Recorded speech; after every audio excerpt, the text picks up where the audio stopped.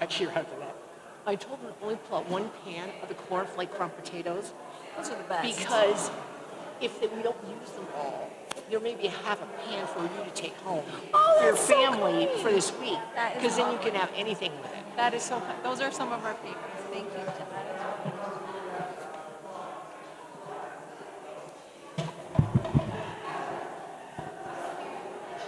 You don't hear me? Is that what you said? Oh, you could hear me. I could hear me. Okay. Everyone, we'll get started in about 3 or 4 minutes if you want to grab your plates and take a seat.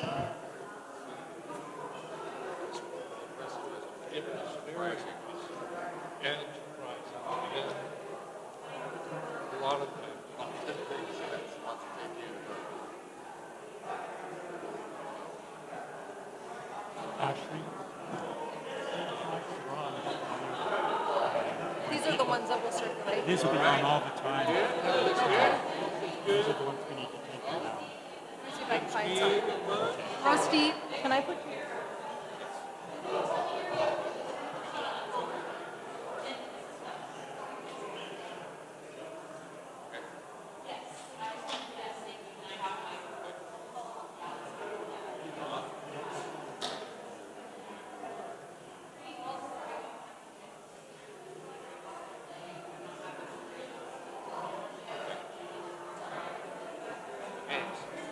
Ashley, people probably should be encouraged to grab an annual meeting booklet because without having the slides, they won't be able to see any of my.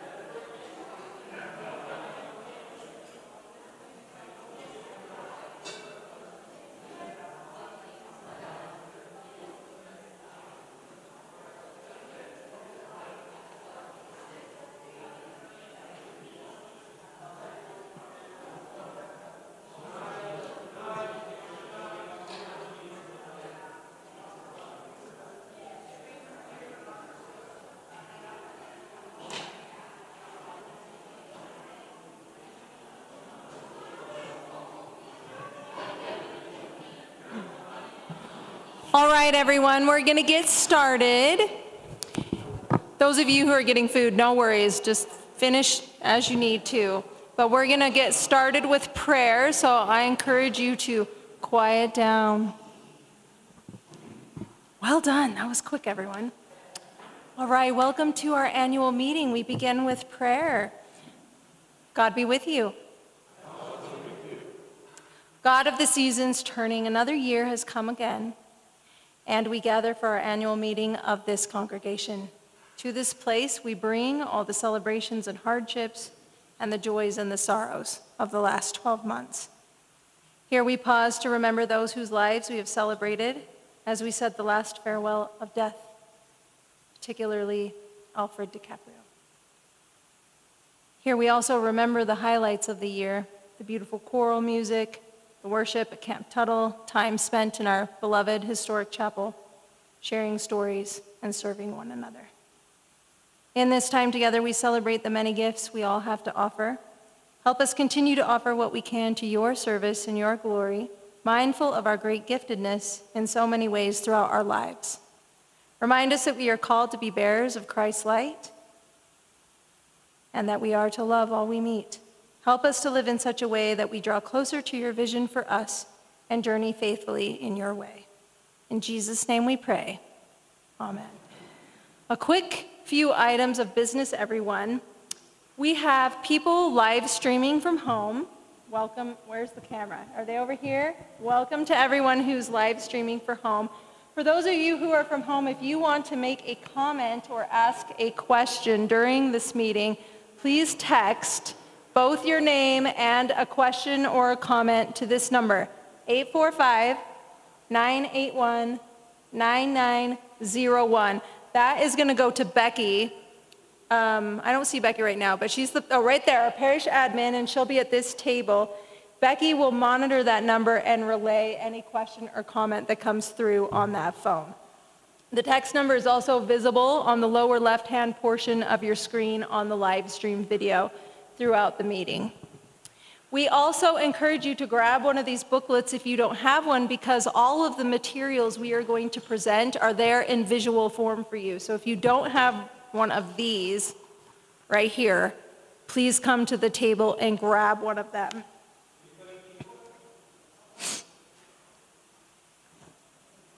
We also will have a couple of microphones circulating during the meeting for those who want to make comments. If you do have a comment to make, we request that you do speak into a microphone. And the reason why is our members watching from home will not hear anything that is not spoken into a microphone. So if you have a comment, raise your hand and we will come to you. All right, so if you open up your booklet, we have the agenda posted right here on the front page. And the first thing we need to do is approve the 2025 meeting minutes. Now you're thinking that was a year ago, I don't remember what was in there, which is why we have them printed right here. So take a minute and scan through them, and then we will approve these minutes.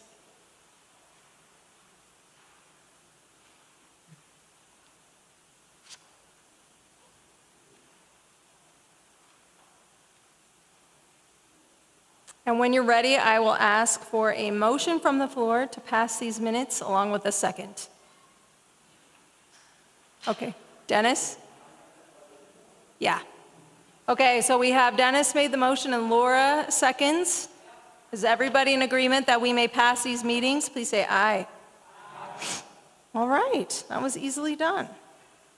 And now on to my remarks. Dear parish family, well, as you all know, 2025 was a remarkable year for us. We had a lot going on, didn't we? We worked, we laughed, we cried, we hoped, and we prayed over many things, pushing forward in faith every step of the way. The biggest thing that happened in 2025 was the sale of our historic chapel. And as you know, this was a complex decision that generated many emotions and responses. But I'm filled with gratitude every time I consider the way that this parish pulled together in hardship. We know that we can and we do weather difficult things together. But along with the challenging things, we also experienced moments of deep joy and satisfaction. Last spring, some of you remember, we had a speaker, his name was Jackson Kaguri, and he came and spoke to the parish about the work that he is doing among orphans in Uganda.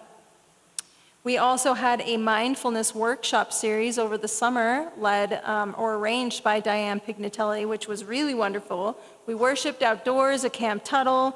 We continued with our annual Trunk or Treat event for neighborhood children. We listened to beautiful music at our Festival of Lessons and Carols. And one of the highlights of the year was the ordination of the Reverend Pam Archbold, who is now back among us. What a gift it is for this congregation to have raised up Pam and seen her through that process and now have her back with us. You are all instrumental in that. The vestry was particularly strong in 2025, working through very difficult decisions through consensus and dialogue, and growing very close in the process. It was a pleasure for me to watch this faithful group of stewards wrestle with the issues that are facing our parish, to work together and to ultimately position us for a strong and healthy future. So today we will wish 3 of those vestry members well, thanking them for their volunteer service, and we will induct 4 new members into the vestry to carry that mantle. So here are some fun statistics for you, everyone. In 2025, we held 102 Eucharist services and 14 daily office services. Our average Sunday attendance went up by 6 people per Sunday. We have 5 people who watch the live stream online consistently every week, and then we have an average of 20 views for each of those worship services later in the week. We had 1 baptism, 1 confirmation, 3 receptions into the Episcopal Church, which is an increase in church membership of 5 people. I had the privilege of performing a marriage for 2 of our parishioners, Rich Earl and Lisa Miner. And on a heavier note, we lost Peggy Bergman, a beloved longtime member of our community. Last year, we had Laura Nickerson, who joined us as the Children's Ministry Director, along with Gabe back there. Both of you stand up. Yeah, stand up. Yeah. We are grateful to these 2 faithful members of our parish. They've done such wonderful work. We went from having 3 youth when I started in 2023. We have 19 now.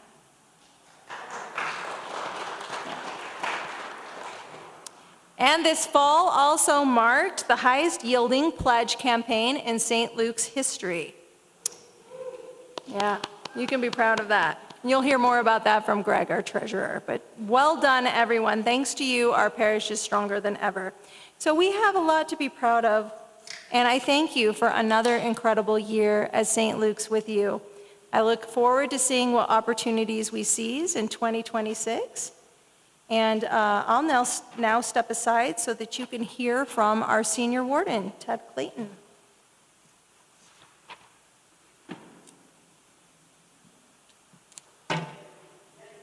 Yay. I'm grateful for the opportunity that I have to take a few minutes and speak with everyone today. Over the past few weeks, I've been reflecting on where we've been as a congregation, what we've experienced together, and where God may be calling St. Luke's next. Before anything else, I would like to thank our 3 outgoing vestry members for their faithful service and deep dedication to the people and ministries of St. Luke's. First, we have Elizabeth, who brought passion for youth, accessibility, and safety. One example of her leadership was inviting a representative from Mountain Life Church to meet with the vestry so we could learn about what they do to keep people safe from harm and begin discerning what we might be able to do here. Next, we have Deborah, who spearheaded the creation of our dinner and fellowship groups and worked intentionally to rebuild a culture of welcoming and connecting with newcomers. Finally, we have Jim, who initially planned to serve only 1 year and ended up serving 3. He brought wisdom, steady leadership, and a wealth of experience. In his gentle way, he often helped the vestry see situations from new angles to help ensure that we truly considered all possibilities. Most importantly, all 3 of them, along with the rest of the vestry, always prayerfully approached their decisions, looking towards our goal of a thriving St. Luke's community. And I am deeply grateful for this. For several years now, I have followed an author named Glennon Doyle. She hosts a podcast and has written a book called We Can Do Hard Things. That phrase kept returning to me as I reflected on this past year at St. Luke's, because looking back on 2025, we did some hard things. Building on a mission statement adopted in late 2024, we began last year with a series of listening forums. Together, we spoke honestly about what we're doing well, what needs improvement, and what we hope for, and how we envision the future of this church.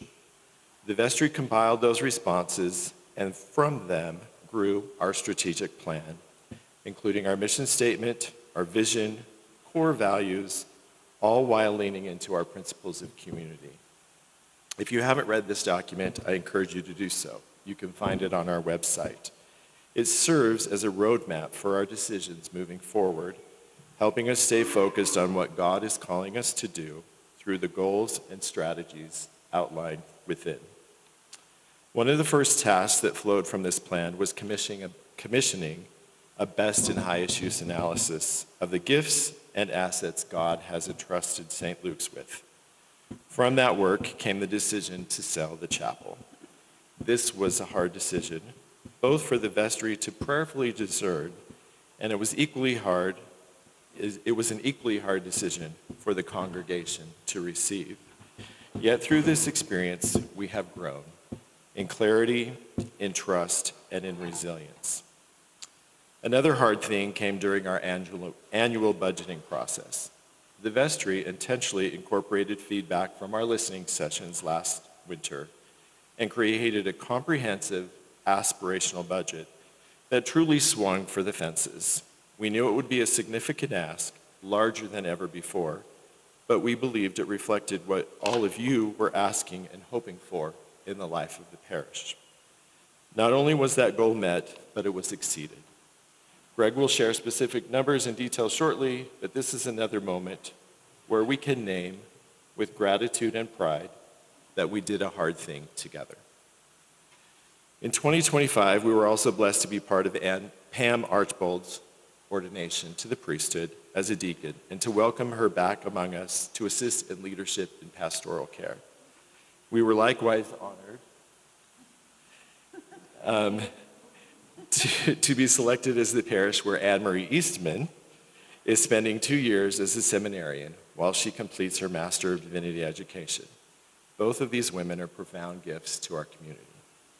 2025, as Ashley mentioned, saw growth in our children's and youth ministries, including the addition of Laura Nickerson stepping into the role of Children's Ministry Director.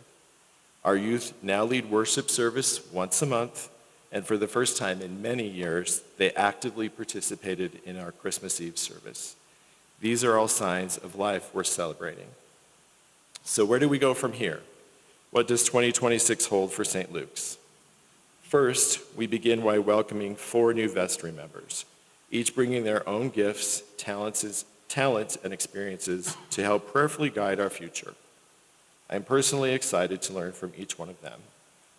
From a practical standpoint, we will continue to follow the directions sent out in our strategic plan. Just a few weeks ago, the vestry held a special meeting and identified the top priority for this year, which is securing permanent rector housing. I know this is a topic you've heard me from this place talk about for the last few years. Committees have met, congregational conversations have taken place. Many of you have expressed how important this is to you, and I know it has taken significantly longer than I or anyone else expected. The vestry believed it essential, however, to complete our strategic plan first, since all decisions flow from it. I am happy to share that plans are now underway for permanent housing for a rector, and updates will be communicated by the vestry as decisions are made. Our 2026 budget also allows us to move forward hiring a sexton and to continue investing in and growing the ministries and missions of St. Luke's. I also believe 2026 will offer meaningful opportunities for us to live more fully into our baptismal covenant, as well as our mission statement and principles of community as followers of Christ. 2 weeks ago, Presiding Bishop Sean Rowe released a statement following the killing of Alex Peretti in Minneapolis, which Ashley shared with everyone. He wrote in part, "In the coming years, our church will continue to be tested in every conceivable way, as we insist that death and despair do not have the last word, as we stand with immigrants and the most vulnerable among us who reside in the heart of God. We will be required to hold fast to God's promise to make all things new, because our call to follow God's laws surpasses any earthly power or principality that might seek to silence our witness." In that spirit, I asked Manuel to have the choir sing "I Choose Love" today. I'd like to share a portion of the lyrics. In the midst of pain, I choose love. In the midst of pain, sorrow falling down like rain, I choose love. I await the sun again, I choose love. In the midst of war, I choose peace. In the midst of war, hate and anger keeping score, I will seek the good once more, I choose peace. When the world falls down, I will rise. When my world falls down, explanations can't be found. I will climb to holy ground, I will rise. This song was written in response to the killing of 9 members of the Emmanuel African Methodist Episcopal Church in Charleston back in 2015. Excuse me. I see these words as a blueprint for how we, as followers of Christ, respond to injustice, hatred, and evil, not with despair or retaliation, but with courage rooted in love. Bishop Craig Loya recently said that we cannot respond to anger with anger, hatred with hatred, fear with fear, or scorn with scorn. That only feeds the forces of evil. Instead, as followers of Jesus, we are called to turn the world upside down with love, because love is the most powerful force for change and healing in the universe. Taken together, all of this, the hard decisions, the faithful conversations, and the growth we have witnessed, reminds me that being the church is not about choosing what is safest or most comfortable. It is about listening carefully, acting prayerfully, and staying at the table with one another, even when the way forward is not immediately clear. This past year has shown me that St. Luke's is a community willing to do the work together, grounded in faithfulness to God and a commitment to one another. It is my prayer that we continue to be a church that chooses love, not because it is easy, but because it is faithful. May we choose love in our conversations, in our disagreements, and in the difficult discussions we are called to make together. And may we trust that when we do, God is already at work, shaping us, strengthening us, and using St. Luke's as a witness of hope in a world that deeply needs it. Thank you.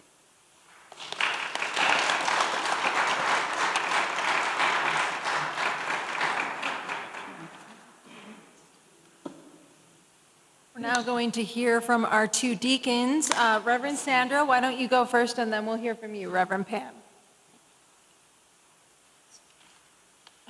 To come after Ted. So I could read what I wrote, or you could read it. May I suggest you read it?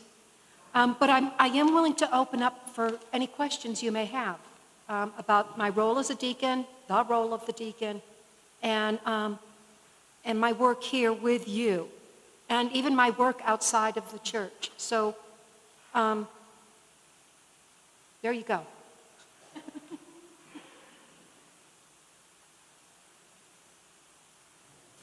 This isn't so much of a question, but a thank you to both you and Pam, because you have both been so supportive of our children on the youth-led Sundays. And as many of you know, it tends to be a little bit of herding cats, and oftentimes things don't go perfectly. And you both have been so kind and willing to just go with the flow and help and jump in when the kids need it. So thank you, it's been enjoyable. Well, thank you, and thank you for sharing your children. It is so much fun being up there because there is so much uncertainty, and watching these children just roll with it. Whatever seems to, what we might look at as going, ooh, not, they just roll with it and they pull it off, and it's just beautiful. It really is. So thank you for what you've done with the kids and allowing.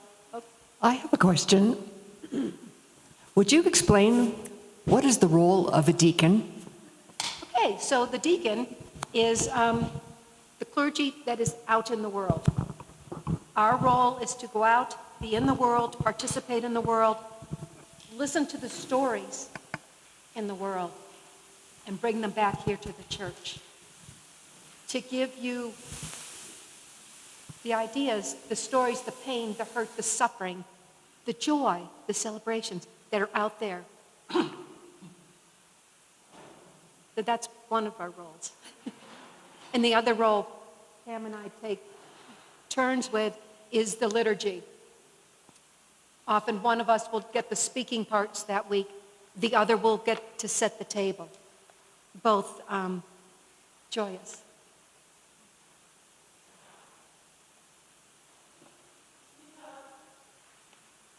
Wow, this is turning out longer than I thought.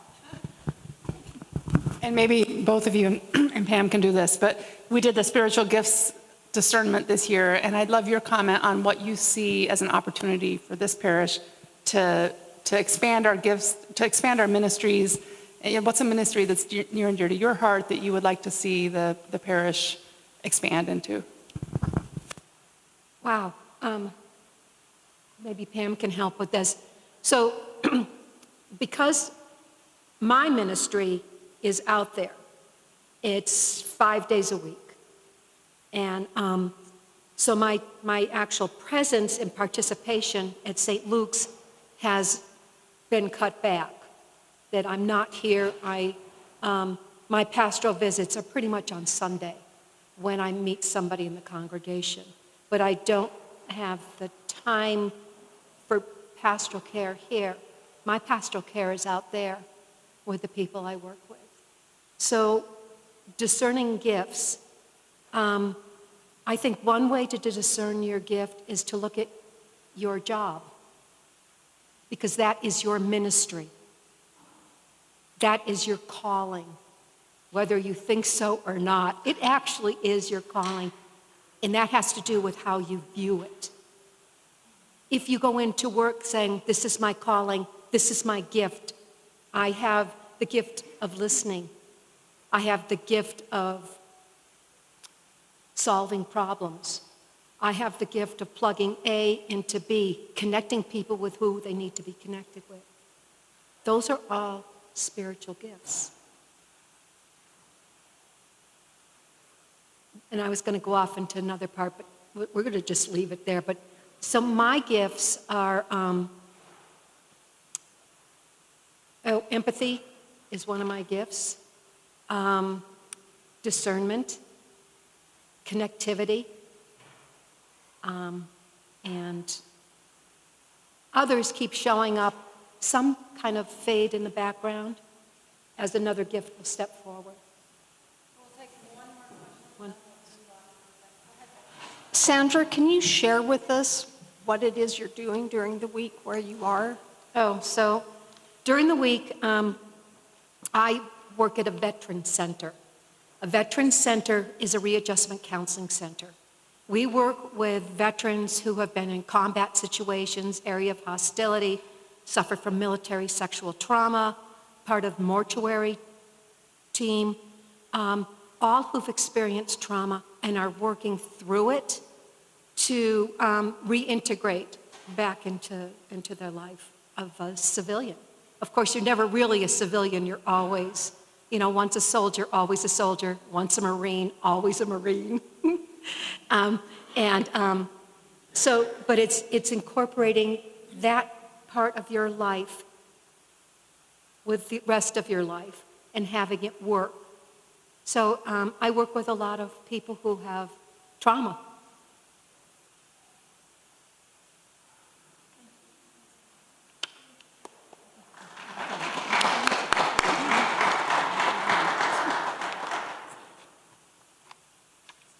Yeah, what she said.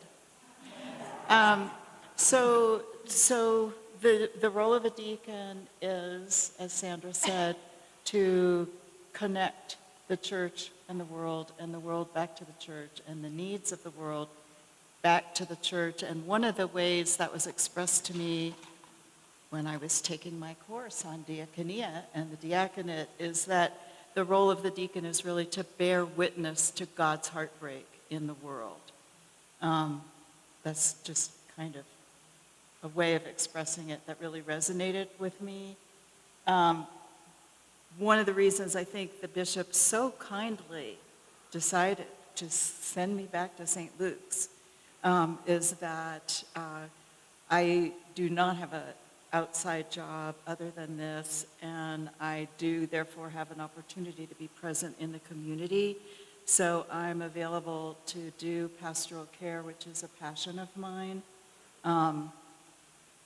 not only amid the congregation of St. Luke's, if there are parishioners and families who want to talk with someone, but also the hospital has, Park City Hospital has my phone number. They also have Chaplain Heidi Yeager's phone number, by the way.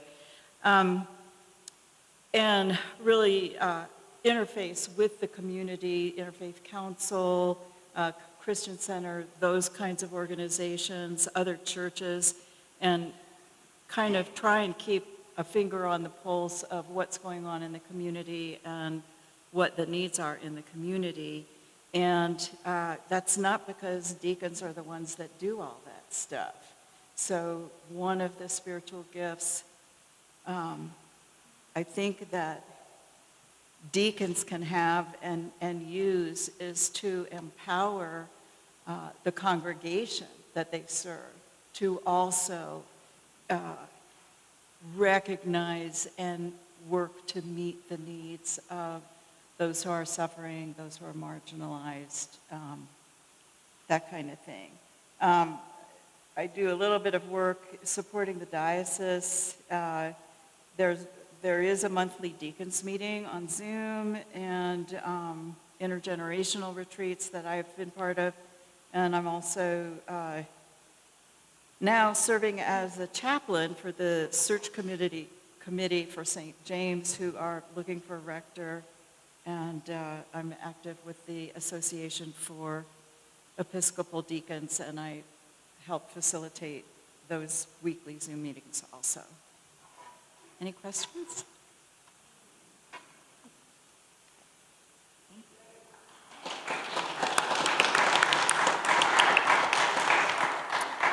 And now everyone will get to hear from Anne-Marie Eastman, our seminarian. You may remember that last August, we received word from the diocese that we would, I was very happy that we would receive a seminarian. It's a real testament to you as a congregation because it means that we are healthy and strong enough to support someone who is in formation.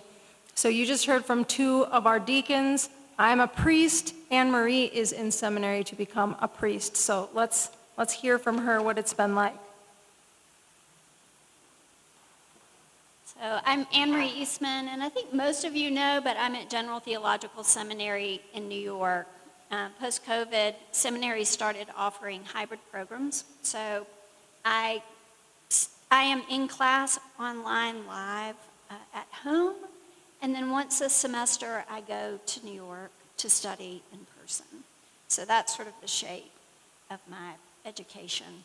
But mostly, I just want to echo what Reverend Ashley said, is that I've been sort of dropped in by grace into a very healthy, welcoming, supportive community. I really couldn't have asked for anything better than what you guys have been so generous to give me. It was a difficult first semester. I haven't been in school for a long time, so my brain felt sort of dented and out of shape, and I was struggling and full of doubt, and I would come here and people would check in with me and really be so pastoral with me.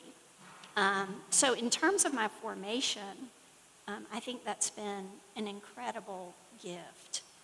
And to learn as a person in ministry that also you can be ministered to, right? That it's a reciprocal relationship, and it's so easy to forget that. So that's been a big lesson, and I really appreciate that.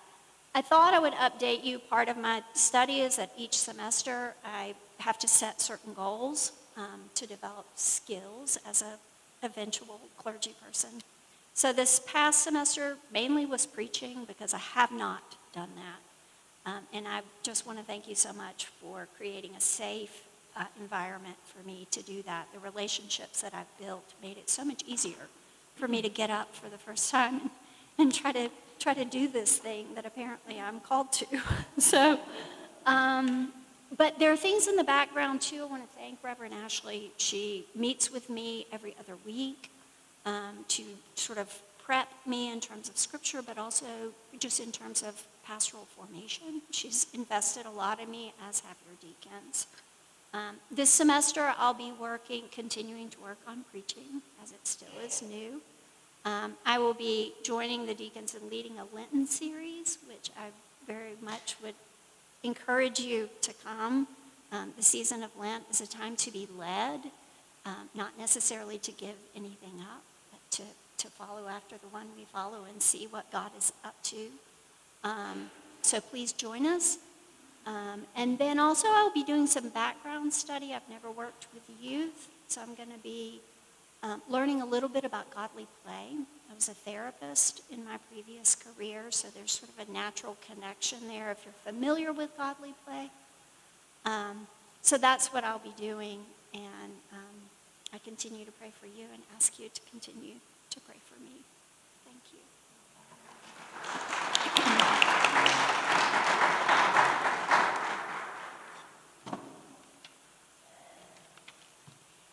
you. Now we get to the boring part. So I want to share with you our financial results for the year and really say that those financial results are really spiritual. As Ted said in his remarks, we have really strived as a vestry to look at how we use our resources to make sure that we're doing God's work in this place. So I want to start out, and you can follow along beginning on page 13. As you all know, the chapel sold on December 31st. It was sold to Daniel Moak, an individual from Park City who is involved with Young Life and is going to use the facility as a spiritual retreat center. The sale price was $1,442,238.31. Our brokers, when they did the analysis, suggested that we should have listed the property at $1,200,000. We pushed back and we listed the property at $1,540,000 or $1,006,000, and the ultimate sale price was $1,540,000. So that I think we did well on the sale. As Ted said also, the vestry has set a clear goal, our number one priority of developing permanent rector housing. I want you to stay tuned. There's announcements that will be coming soon. We are working with the standing committee right now, and I think we'll have some very exciting news, perhaps by the end of this week. So,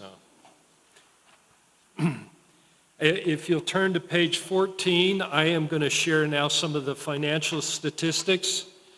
The chart that's on page 14 is our balance sheet.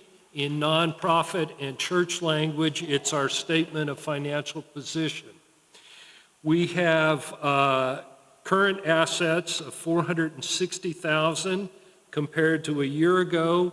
They were at $306,000. So we as a church have more cash available, which is a great thing. We've got more reserves. It's giving us more flexibility. We have fixed assets of $3,448,935 at the end of the year. That includes the chapel. And even though the chapel closed on December 31st, because the proceeds first go to the diocese and then have come to us, they won't be recognized until this current year, 2026. So when we're standing here next year, you'll see that cash has come in and that asset, the building, the chapel building and chapel land will be removed. And hopefully, like I said, there will be a new rectory on our asset list. We have very few things in the way of liabilities. We use a modified cash basis of accounting, and the only thing that we really accrue is prepaid pledges.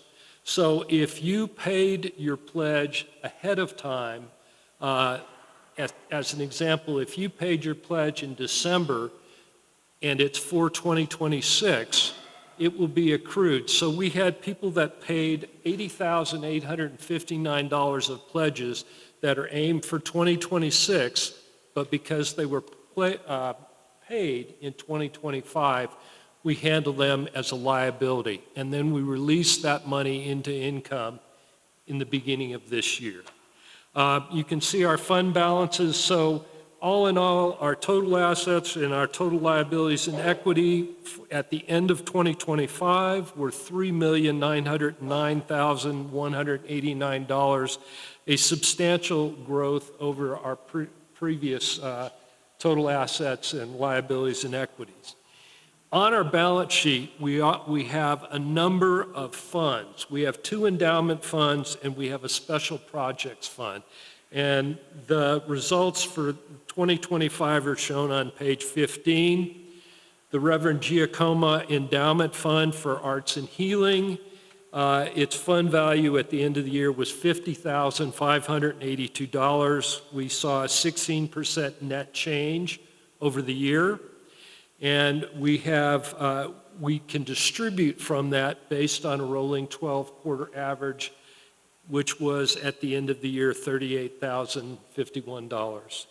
Our St. Luke's endowment value at the end of the year was $73,297.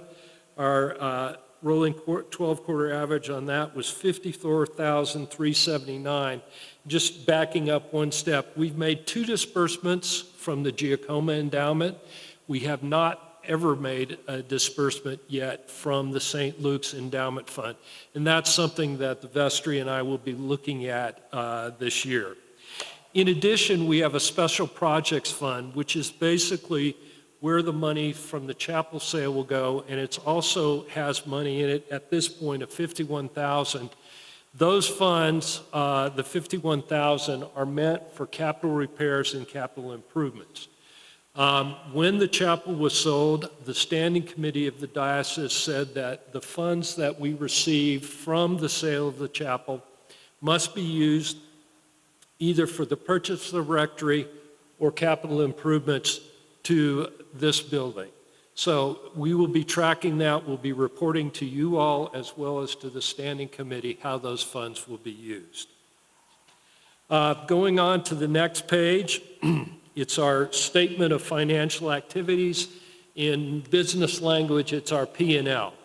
So at the end of 2025, we had total revenues of $552,721. We had total expenses of $520,000, and we had a net income for the year of $31,785, which puts us in really good stead going into this year. Our pledge revenue was, fulfillment was just slightly below what we had anticipated based on the pledge numbers, and I'll talk more about that in a moment. Our non-pledge contributions, which included plate giving, were substantially higher than we budgeted for. And that, accounted for most of the excess revenue that we show. On our expense side, there's a couple areas where we were over what we had budgeted, primarily in the wages and benefits category. And the reason that that number was over is because the vestry made a decision to encourage Ashley to find more suitable housing as we pursued permanent rector housing, and we adjusted her salary to accommodate a better rental property. So that was approved by the vestry. It was a very conscious decision of the vestry, and it was to make sure that we were taking care of our rector. On the next page, page 17, you can see our functional expenses. And these expenses are grouped 2 ways. One is their natural expense category, things like building the ground, wages and benefits, and then also by the program area. And the expenses here that are shown have allocated expenses in them. As an example, the rector's wages are spread across the different program areas based on the amount of time that she spends in each area. Some of the allocations are done by wages and hours, and some of them are done by square footage of the building. And it's done by an approved accounting method to get to this. So 41% of our expenses go to worship and music, 17% to community outreach, 5% to pastoral care, 15% to Christian education, 15% to administration and fundraising. We pay 7% of our expenses to our diocesan assessment, which is money that comes out of what you all give and goes to support the ministry of the broader church in the Diocese of Utah. And then you can see how our expenses overall are allocated. And then next page, just to give you a quick trend on how giving has gone since 2015. The orange column in the top, we're looking at pledge giving. You can see that overall we have an upward trend for the most part since 2015. You'll also note that the blue columns are what was projected that we would receive based on the amount that you all pledged. And like most Episcopal churches in the country, we suffer a small shrinkage factor. So last year it was a little bit over 1%. So as we budget in a shrinkage factor because we know that we probably will not receive every dollar that was pledged, but we get close. And we would encourage you to do everything that you can to make sure that you fulfill your pledges because we count on that as we make our budgets. You'll also note in the bottom chart on that page, that's our plate giving trends. And you'll notice last year that our plate giving was the highest ever in the history of St. Luke's, and that it far exceeded our budget expectations. So we were very, very happy about that. The following page, page 19, shows our statistics for this year's pledge campaign.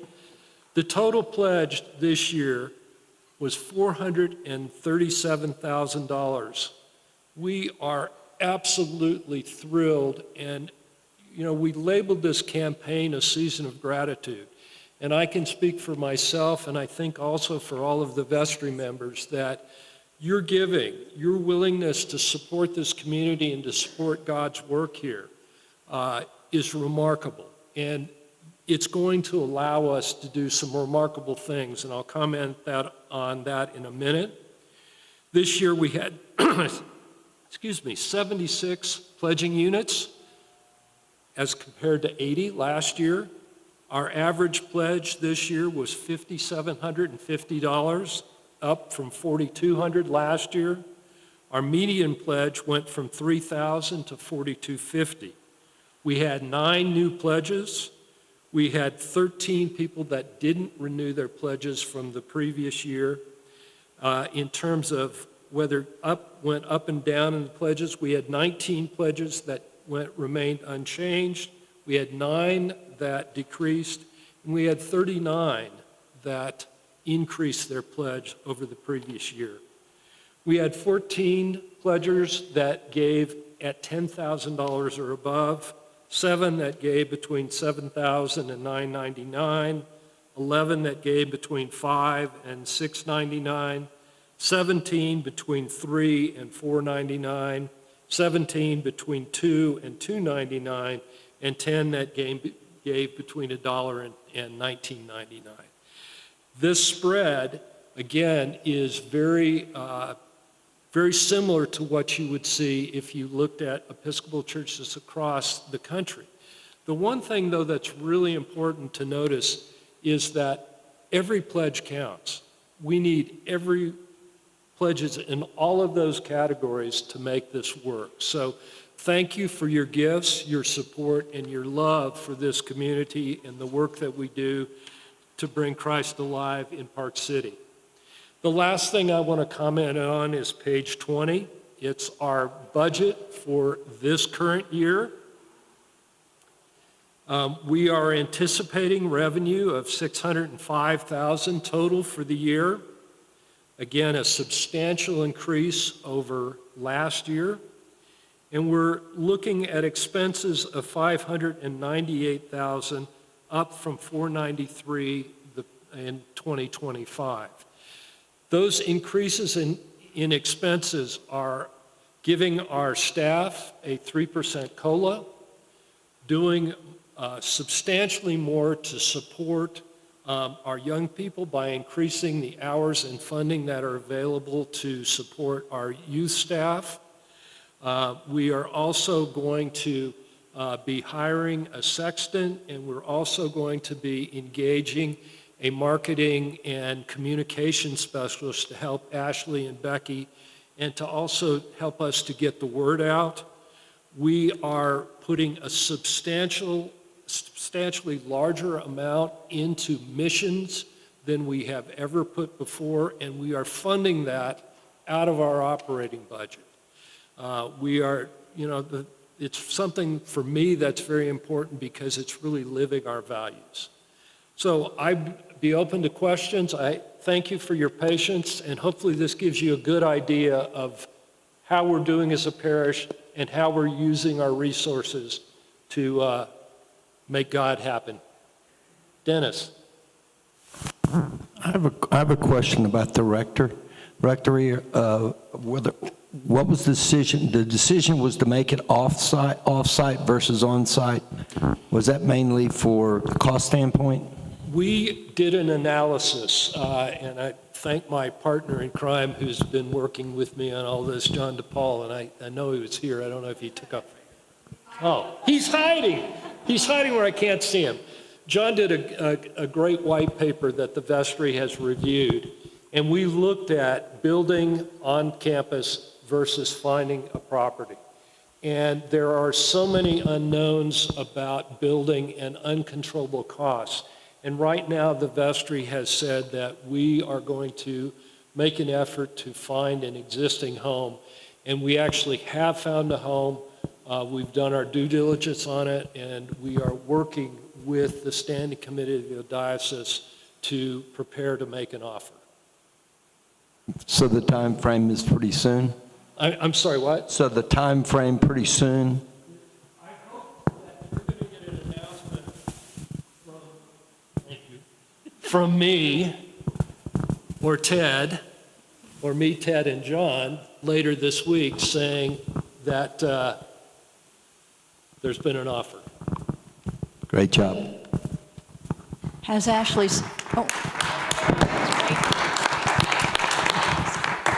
has Ashley seen it, and have we pledged our resources to make that user-friendly?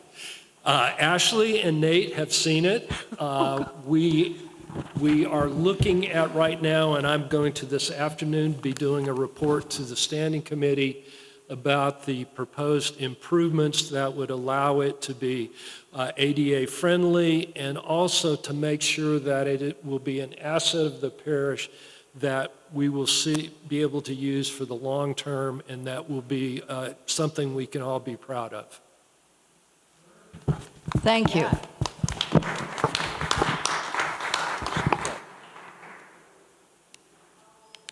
That's great news about Ashley, because she deserves that and much more, and Nate. So that's fantastic. Second, thank you for all your work, Greg, because I know tons of work go into, formulating this kind of a plan. And now I'm forgetting what my other question was. I'll get to it later. But anyway, thank you again, because these are always so impressive. Oh, I know what I was going to say. It just seems in general like it's lots of positive, improvements even since the year before. And I remember last year's annual meeting, it was again, lots of really impressive accomplishments or increases versus the year before, 2024. So that's Thank really you. good news. And I want to make two comments. One, I want to thank my partner in crime, Becky, for helping put all this together and working with me. And I also would like to say that this vestry has been remarkable. And I know that many of you have questioned the time that it's taken to do things. But I want to say that the planning, the forethought, the prayer, and the discernment that has gone into all of the things that we've been doing over the last year has been remarkable. And I've served on a number of vestries, and I am incredibly impressed with this group and with our rector in how we have all interacted and really put our mission first.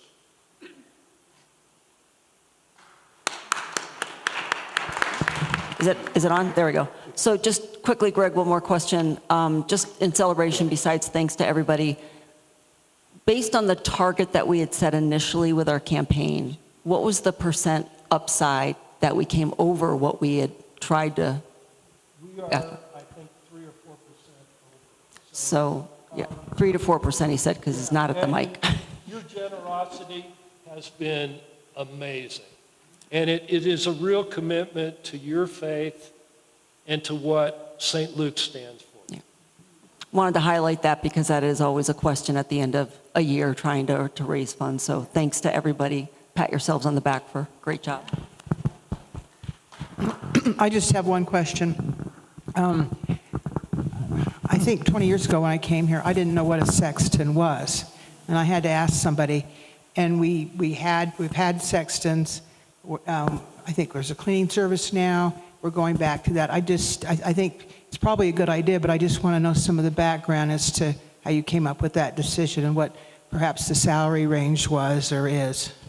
So Ann, that's still being explored. We haven't posted for a position yet, but the reasoning behind it is that we have all these individual contracts to maintain the building, things like snow removal, cleaning services. We have to bring in people to do different repairs. If you add up the costs of all of those individual contracts, it's more money than if you offer a competitive salary for one single employee who would be on site and would handle all of those things, but would be located here. And we have significant, these are things you don't get to hear about, but if you're on site every day, we have constant little security issues because we have a lot of different groups using the building. So a lot of times doors are left open, windows are open, heat's bleeding out, people are, and so to have somebody here that can manage that and keep an eye on things would also, I think, be a benefit for our own security. And also, it came out of last winter's listening sessions that we had here. That was brought up time and time again, the desire for a sexton. So that's one of the main reasons. It's a good idea. Typically, it was only housekeeping, but they're going to take care of really walking around the building. Yeah. Snow removal. Great. Thank you. Welcome. Everyone, before we move on from the budget, I want to give a round of applause to Greg because Greg is doing all of this work as our treasurer as a volunteer. And you see from these gorgeous reports that he invests a lot of time and energy in it. So thank you.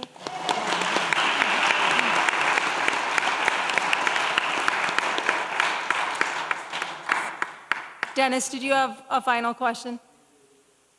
It's not you, it's us. There we go. Ashley, I just want to thank, before you finish, and I know you're getting ready to get out of here.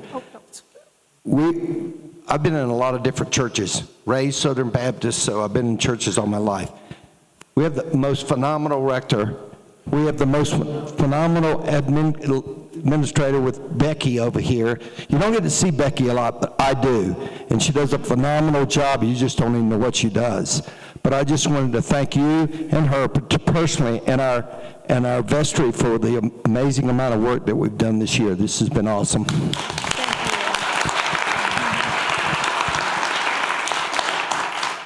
Dennis, that was really nice, and I'm very glad you brought up Becky. Becky, will you stand up for everyone for a second?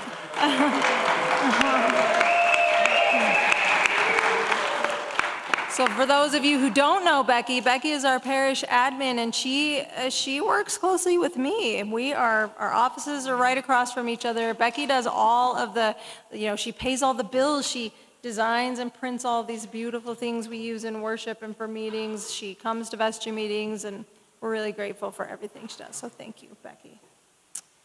All right, everyone, we now turn to the business of saying goodbye to 3 of our vestry members who are going off this year. So we'll do that, but a quick note about the remaining items on our agenda. So we'll recognize departing vestry members. We will affirm our new vestry class, and then item 10, election of diocesan convention delegates.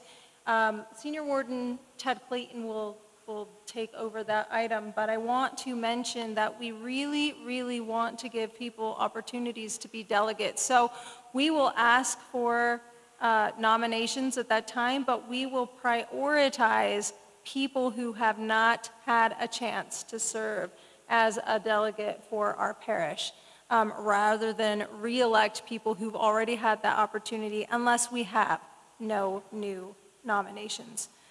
So think if that interests you, and we'll come to that in a few moments. All right, so to recognize our 3 vestry members who are going off, only one of them is with us today, but I believe Elizabeth is probably watching from home. So if you'll look in your booklet at page, let's see here, page 21, you will see who I'm talking about since Elizabeth isn't with us and Jim isn't with us. Elizabeth really brought a lot of passion to our vestry for so many projects. She tirelessly advocates for ADA accessibility, which we really need in this building. We really need buttons out front. We need to have our altar space accessible for all people to participate in all ministries, so people can be right up there, acting as lay Eucharistic visitor or what have you. So these are some things we need to look at in the next year and figure out how we're going to address. Elizabeth also really helped us address safety concerns. And we've developed an emergency safety plan. You will find it here on the table, so if you didn't get one on your way in, get one on your way out, and you'll see that we've thought through some of these things. Jim is, you all know Jim. Jim's been here a long time. He's amazing. He's got all this wonderful financial expertise. He's one of those quiet members of the vestry who, when he speaks up, you're going to listen because he always has something really valuable to say. So I don't know if Jim is watching from home, but if you are, Jim, thank you, and we will miss you. And then Deborah is here, so stand up, Deborah. Actually, come up. Good. Deborah has been so wonderful. We will miss her so much. She single-handedly, and then she roped people into it with her, developed a newcomer committee. She has been out there welcoming people, making sure we collect new people's information. She has, I don't know, you've had your toe in everything. Do you want to say something? No, I just want to say one thing. When I first went on the vestry, this was my hair, it was blonde. And you see it now? I loved every minute, but it is a commitment.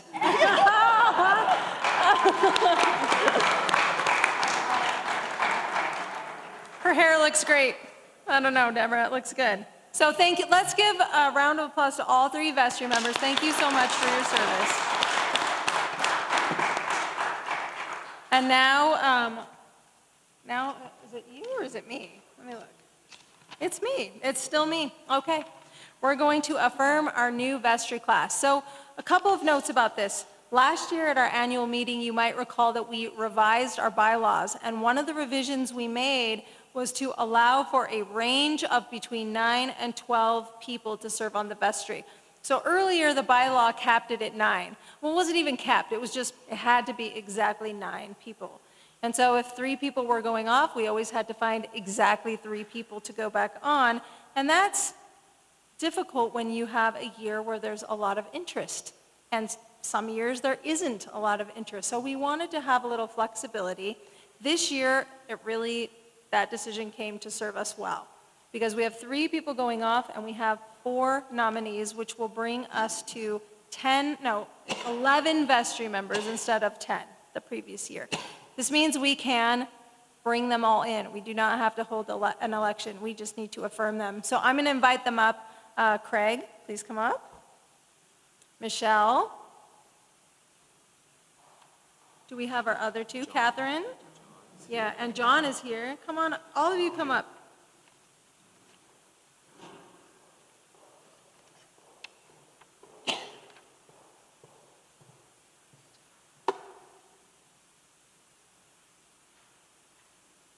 All right, everyone, so you've seen the bios of these wonderful 4 candidates for several weeks now. Opefully you've read through them. We have John Broadbent, we have Michelle Leancris, we have Craig Worth, and Catherine Martz. This is optional, because I didn't prep you for this, but does anybody want to say anything? It's a no. If you what? I go gray. Well, you can always dye your hair. And if There's I always get that. All right, well, what we need to do then is affirm these new vestry members at this time. So can we, I don't even know how we should do that. We're not really electing. Let's just have a movement from the floor, a second, and everybody say aye. Thank you, Bill. Second. Aye? Yay. Thank you. Well done. And Craig here will be serving as our clerk. And we're really grateful for this because we always had trouble finding somebody to take minutes, so thank you. All right, Ted, thank you.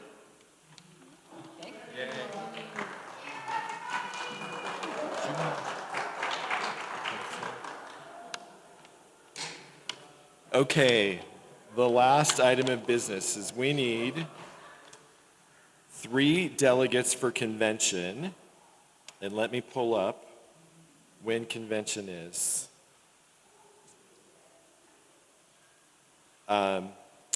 So there's a pre-convention gathering by Zoom on Saturday, September 12th. And then convention weekend is Friday through Sunday, October 16th through 18th. Myself and Lee Nowoslawski, the junior and senior warden, will be there. And then we need 3 people, 3 delegates to commit to that. And then 2 alternates in case something comes up and one of the delegates cannot make it. So, no. They vote.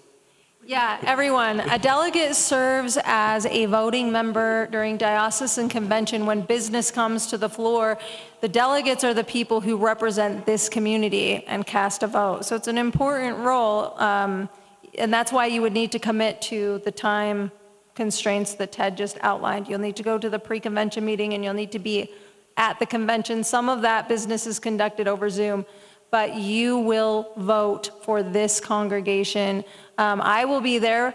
Clergy have a vote, but lay people have a vote, and you know we have to pass it in both bodies. So we need your expertise.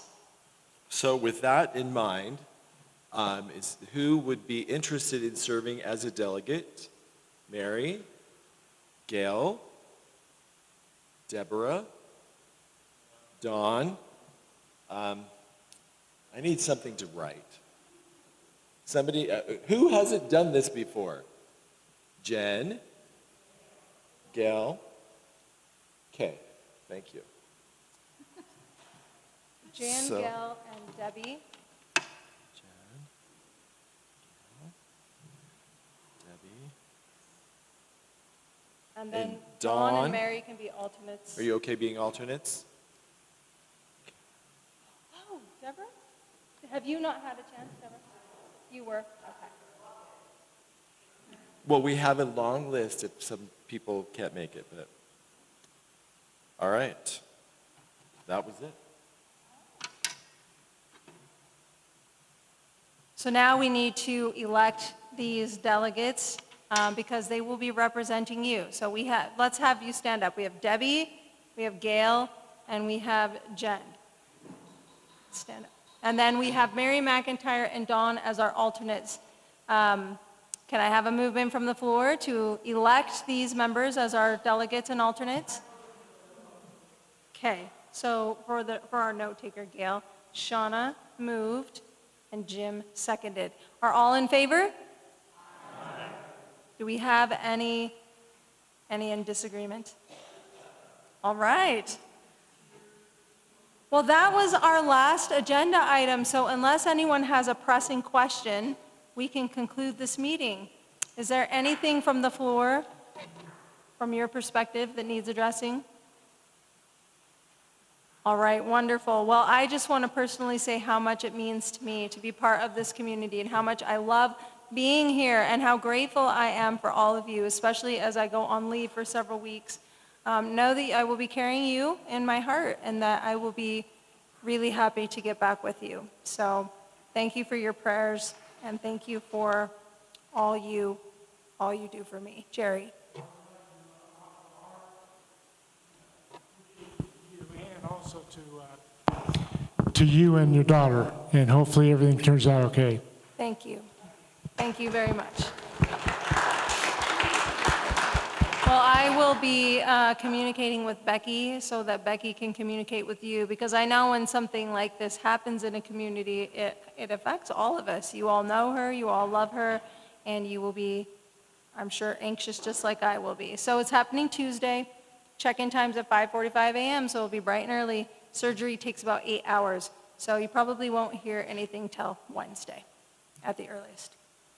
All right, let's close with prayer. The Lord be with you. God of our coming and going, God of our past, our present, and our future, we have met and we have remembered. We have visioned, shared hopes, and dreamed dreams, and now we go out into the world in which we do most of our living and our ministering. As we go out, remind us that we do not go out alone. As we go out, remind us that we go with a mission. As we go out, fill us with love, hope, and peace to share with the world. May our lives and our ministries be signs of your love and promises and possibility for the world. Thanks be to God. Amen. All right, thank you, everyone. If I can get 2 volunteers to just put away these 2 tables in the closet and chairs, I'd be grateful.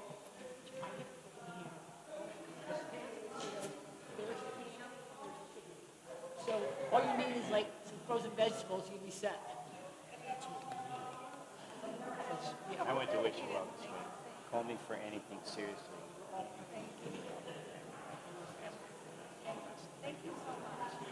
mean, that's a